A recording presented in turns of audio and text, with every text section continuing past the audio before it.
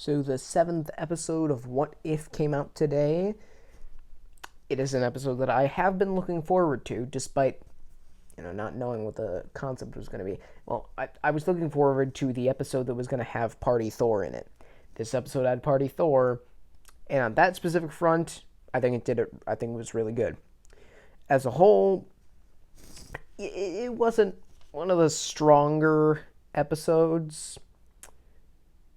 No, it was not one of the stronger episodes. It was good. So, yeah, I'd say it was good. There were some great things about it, and the best thing was probably the ending, and I will talk about that.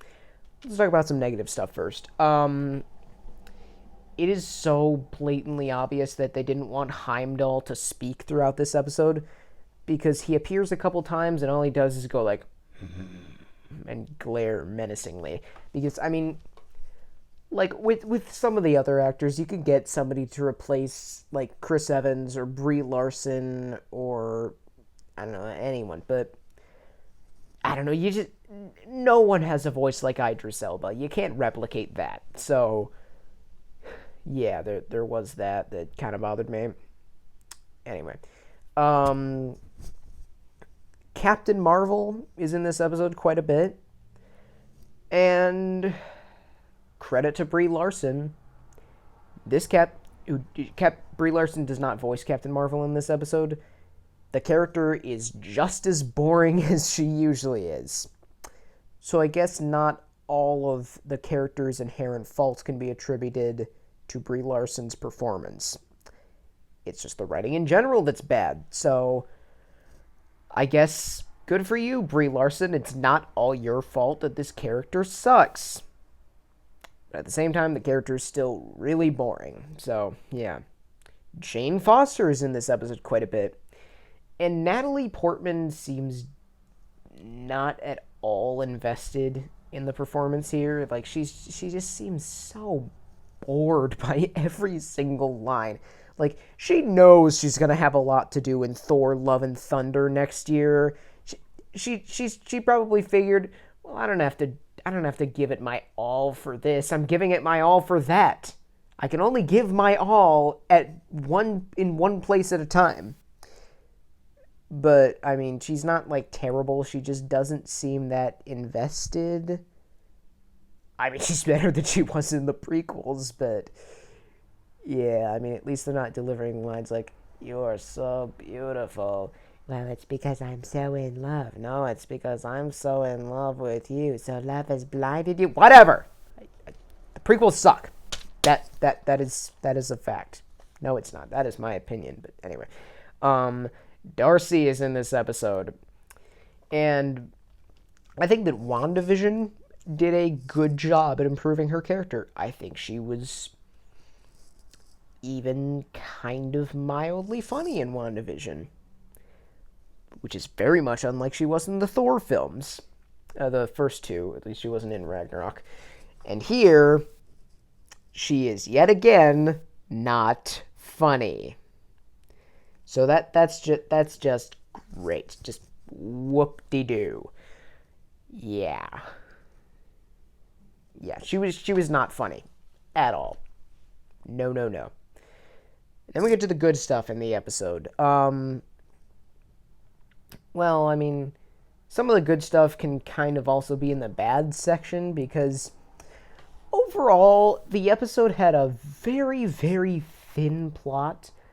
Like it was with some of the other episodes, like with Doctor Strange repeatedly watches the love of his life die over and over again, and there is nothing he can do to stop it. That's deep. You can go into that. Here it's just Thor throws party, and it gets out of control, and Captain Marvel tries to stop him, but that does not work. So Jane goes to Thor's mom, and she stops him. It's not really that deep of a premise, so there's not a whole lot to really do. And certain scenes felt very superficial, like they were kind of just there so we could see, hey, that's Yondu, or hey, that's Korg, or hey, that's Rocket Raccoon sleeping on a counter, and that was funny. All of these cameos, like from Howard the Duck, from Scourge, Drax, the Warriors 3 and Sif, who were much better in this episode than they ever were in the Thor movies. At least the second two Thor movies. They were pretty good in the first one. Aisha shows up in this episode. There's that. Surtur, the big monster that destroys Ragnarok. Yeah, you know who he is. And then Whole Helmet Guy. He was the this dude in Ragnarok who had this weirdly, his helmet kind of looks like a cross between an iron and a cheese grater, and it had these holes in it. It looked like he was made of iron or something, and he was shown to be killed at the beginning of Infinity War. I've never learned his name, and I really don't want to, because I just want to keep referring to him as Whole Helmet Guy. So it was cool to see him again. Frigga shows up in this episode a whole lot. She's pretty cool. She's good. I enjoyed her. Nebula shows up and she's a gambler, and that was kind of funny. I think the setup for this episode is really cool, like showing what exactly would happen if Thor never had Loki to kind of balance him out. So it's interesting to see exactly what would happen in a scenario like that. I wish the episode did a little bit more with this, but the stuff that we get at the beginning is very good. Yeah. Now, there was a thought that I had when I initially saw this episode. Wait, no, never mind. That was a different thing. I'm working on something.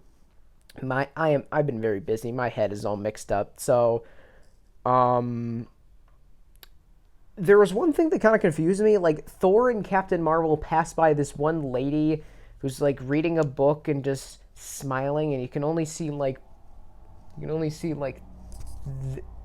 this much of her face. You can see that she's smiling, and they focus on her like a lot, and I don't know who she is. She could be just insignificant, but why else would they focus so much on her? Like, she's in the shot for like a full second, and that doesn't sound like a lot, but still. A character that I thought was honestly pretty good was Maria Hill, which is weird because I expected her to be very boring in this episode because she's kind of boring in some of the movies. But here I actually did like her. The big positive of this episode is that Selvig doesn't show up. Yes! Finally! No Selvig. They mention him one time. Jane is calling him on the phone, but we never hear his voice, his stupid voice that just fades out of that stupid random accent that is completely indiscernible, and he never even appears. Ha ha! Finally! No Selvig. Yes! I don't know why I hate Selvig so much. I hate him. The comedy in this episode is pretty top-notch. Like, it was a little bit rough in the first, like, maybe 10 to 12 minutes, but then it really picked up. The performance from Chris Hemsworth in this episode, okay, it's not the funniest or the best he's ever been as this character, because he was much funnier in Ragnarok and Infinity War and Dark World and Age of Ultron and Endgame and the first Thor movie and Doctor Strange and the Avengers. Okay, so it's clearly not the funniest he's been as this character, but he was really funny in this episode still. He just has great comedic timing. I like that Loki shows up in this episode, though, as a frost giant, and I was expecting there to be this rivalry between Thor and Loki, but nope, they're still bros. In fact, they're closer than they were in the first Thor movie. Like, I mean, they were close in that movie, but Loki was gonna betray Thor and try to kill him. And they're not really at odds here, and it was so refreshing to just see them broing out. This is the real bro Thor. Like, I know people call Fat Thor from Endgame bro Thor. This is the real bro Thor. And then the ending. Holy crap. Like, and when Thor's just kind of walking off, sauntering away from Jane's weird car thing that's just randomly in the middle of the desert still. I don't know why. And the Watcher's like, as both Asgardians and Midgardians say, they lived happily ever after. And in that moment, I was like, baloney. That is way too cheesy for this. And I was like, is it though? I mean, this episode was just Thor throwing a party and then cleaning it up.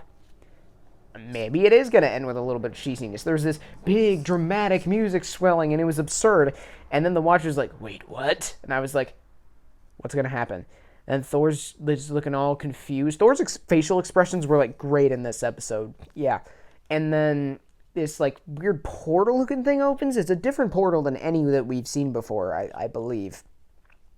And then these like Ultron drones come out of it. And then we see like this shadowy image of Ultron with the Infinity Stones as like a necklace. I think he has a cape. He's carrying some sort of weapon. And then it's kind of like an Iron Man mask. The mask like moves up. And it was like, wait a minute, Ultron never did that. His face was just a face. It wasn't a mask. And then we see the shadowy image of Vision with the Mind Stone in his head and his eyes glowing. And oh my god, I want to see more of this. Like in the mid-season trailer thing that they put out about a week ago, or about a week and a half ago, I believe, they showed us more of Party Thor, and I'm thinking, is that going to be in season 2 or is that in season 1? When are we going to see this again? Because I want to see this again. Oh my god, and the design is so cool. This is the best cliffhanger of the entire series so far. Like, it's incredible. I cannot wait to see what happens next with this particular storyline, even though this episode wasn't really my favorite. And I've coined the name Ultravision. I'm using it. If anybody else uses it, then go ahead. I don't know how to copyright things. So, yeah, I enjoyed this episode. Not one of the better ones, but yeah, it was good. So, thank you for watching. Keep calm and watch on.